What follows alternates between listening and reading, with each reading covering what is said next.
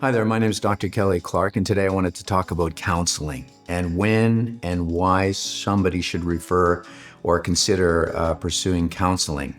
So there's a few things that I wanted to talk about as far as counseling. The first one that I would recommend for somebody who's considering counseling is that you may want to consider counseling just for greater growth, just to know yourself better.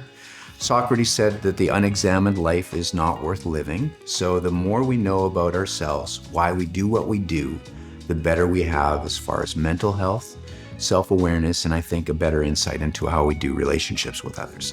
So I would say one of the big reasons why I would encourage people, and so you could be, very healthy, relationships quite good, but may not have huge insight into some of the behaviors like, for example, why do I care about getting a deal all the time? Or why do I have to save every penny? And again, it's quite functional. Lots of people like saving money, but why do I do that? Or why do I spend too much money? There's another question where maybe you didn't have a lot of insight into why you do these kind of things, but it's a good question. And maybe your partner, your friends are noticing patterns of behaviors about you, and you may not have great insight as to where that came from and why I do it. Other things, of course, when people have significant anger issues. Why do I get so angry when somebody doesn't show up on time or somebody cuts me off while I'm driving? And now again, lots of people do, but say you notice that your anger in situations like that is a 10 out of a 10, whereas, maybe typically it should be a 5 out of a 10. So those kind of things are, I think, good reasons why, just to know yourself more and to understand why I do what I do. How come I always have to be right? This can be annoying for friends or and maybe you're not even aware that you have a strong need to be right. So looking at where does this come from? Why am I doing these kind of behaviors can be helpful, not only for yourself, for self-growth, for understanding, but for those around you. Knowing ourselves more deeply, again, helps promote our mental health and enhance our relationship with ourselves and others. So that's the first area I wanted to bring up.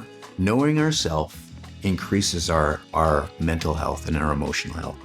The other one, of course, I'm going to lead right into is emotions. And I'm a big advocate of knowing emotions and what's going on for us because I think emotion's information. So the word that I want, or the phrase I want to bring up is to be fully feeling. And I think, and as I presented before on emotions before, I think at an early age, and possibly from family, some families are not big encouragers to kind of develop emotional awareness or insight. And also, I think that's social. In my own sons, I noticed that we're a family that, of course, definitely tries to encourage emotional awareness, emotional intelligence. And I noticed my 8-year-old came home the other day and he said, "Yeah, Dad, I fell off the swing where he was climbing up on something, crashed down." And he said, and I didn't cry. And I was surprised that he was quite proud of this. And I'm at the same time going, well, okay, that's impressive, but it's okay to cry if you fall off of a swing. And so I'm noticing we're a family that really encourages that, but for some reason already, my boy is learning that, it's important to kind of hide this feeling. So I've noticed that, in society, I can be even watching TV sometimes where a person will be tearing up while they're watching TV and they go, "Oh, I'm sorry. And I'll notice this apologizing for emotions. Now, again, I know that that's a social thing for some people to do, but again, I wanted to just applaud emotions, and that for us to become more fully feeling is an insight into us that many people are not quite aware. In fact, one of the things that I noticed during therapy is I'll often get people who are either highly emotional, extremely emotional, or under emotional. And for me, those are that's evidence that something's stuck. When people are overly emotional or there's a lack of emotion, that usually represent that something's stuck. So back to fully feeling, developing awareness around emotions, I think we gain a great asset into knowing ourselves better when we're connected to emotion and to our feelings. So another reason I think to come into counseling is to become more rehearsed and aware of our emotions. In fact, Daniel Goleman, who wrote a book on emotional intelligence, said that people that are emotionally aware they have stronger relationships, they have more success in jobs, tend to have higher incomes, and have greater emotional and mental health. So I think being aware of our emotions is much healthier than for people that are oblivious to them. So I would say this term that I want you to remember is that emotion is information. So if you notice that you are set off by something, somebody bugs you, that reaction is evidence that something's going on for you. More awareness into where that's coming from, why that feeling happened, I think provides greater insight into yourself, into your relationships. I'll often get people say, say for example, they have a panic disorder. They panicked, or not panic disorder, but they had a panic attack. And I'll ask them, do you know what brought that panic on? No idea. And so they had this really strong emotional reaction, but no insight, no connection as to the content of the emotion, what it set off. And so I think another good reason to consider counseling and a benefit is emotional awareness, emotional intelligence, and building it. Another area that I wanted to talk to you about is problems in relationships. So this is probably a pretty clear one that I get when individuals who've been married or, say they're in a romantic relationship for years and they're having struggles. And I think that one of you can't run away oftentimes, or you may try to, from your partner, but they are the ones that are holding the mirror up to you and your behaviors, and it creates some taxing emotions. So if you're noticing you're struggling, say in your romantic relationships, friendships, it's hard for you to continue or sustain friendships, even hard for you to keep a job. All of those can be reflections of relationship difficulties and a good reason to take a look at what's going on as far as my relationships and how come I'm having some difficulties. Another benefit to counseling is getting some insight and some connection to those patterns. Another thing that I wanted to talk about is having big changes in functionality. So if you noticed previous that you were fit, you were sleeping well, you're emotionally pretty stable, you were maintaining a job, had many friendships, and all of a sudden there's a big change. You're all of a sudden not maintaining friendships, now isolating, you lost your job, and you have a bunch of sets of those things coming up. Any big change in functionality is a good reason to take a look at what's going on and possibly getting more insight through some counseling.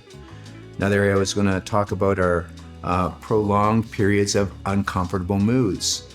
So without getting into emotion, the difference between emotions, feelings, and moods too much, I did want to quickly say that feelings are very quick, momentary things. Like if somebody pinched me on the arm, that's a feeling, is registered in my body.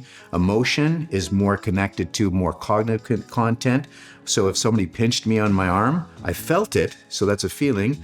But I might have had a more cognitive, deeper thought on that, going, why did that person just pinch me? They're trying to hurt me, so the cognitive content around that, now I'm offended, leads to the emotion of anger. So emotion has more deeper cognitive sets and reflection. Feelings are more quick and momentary, whereas moods are more prolonged periods of both of those. And they're more deeply connected to cognitive frames and sets and assumptions and values. And so if you have a sustained mood state, so you've noticed for a month now or several weeks or longer that you're feeling quite low or quite anxious, that's a good reason to go, maybe I should consider some counseling. So in general, when a psychologist is listening, when I'm listening to an individual and I'm hearing things like they're feeling sad or low or incredibly anxious, and if there's higher levels of self-doubts, self-criticism, there's more, the internal critic is much louder, and I'm hearing things around three areas of their life that they view themselves as a mess. They view their life as a mess, there's nothing good about it. And lastly, their future is a mess. When I hear these things, it often contributes to difficulties with mood, sadness, and then consequently anxiety. So if you're noticing long, prolonged expressions of mood or emotion, that's another good reason to come in for counseling. So reactivity versus responsiveness is another area that I like to help people notice their reactions. So when we have strong reactions to things, so say you're a person, as I was mentioning earlier, that really doesn't like when somebody's late. This really bothers you. I mean, it really triggers something for you, it really sets something off. And in response to that person being late, maybe you blast them, give them or you avoid affection or connection and stop talking to them for weeks. So that reactivity leads to a reaction, which often can be unhealthy. Whereas again, back to getting some insight with counseling, why was my reaction so strong? And now when you're able to kind of go through it, get some insight into it, connect to the emotions around it, and even to past incidents where that was significant for you, now you've got much more awareness with what was going on. And instead of reacting, now you can respond. So you can respond going, okay, I get why that was such a big deal for me.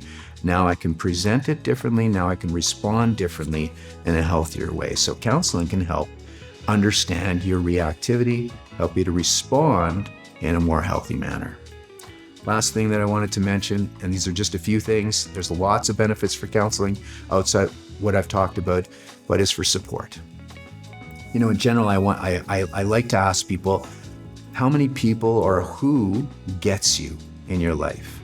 And if you quickly can go, oh yeah, I've got this person, or even one, if you have one person that you feel really gets you in your life, that goes a long way for our emotional health and for our mental health. So I wanted to ask you that question. And if there aren't many, it's another reason to come see a counselor. So you can gain support through counseling. Somebody who's doing counseling, and I'll call it a good enough counselor, because I think we should, in a lot of cases, stick with counselors, even if we're not over the moon with them, but they're meeting the needs and they're good enough, because then you can form that sense of support and caring, and then in so doing that, learn what actually contributed to you feeling supported, cared for, and you can replicate that or share that with others. So support is another thing that is a good reason to come in for counseling. I'm Dr. Kelly Clarke. Thank you for listening. Have a great day.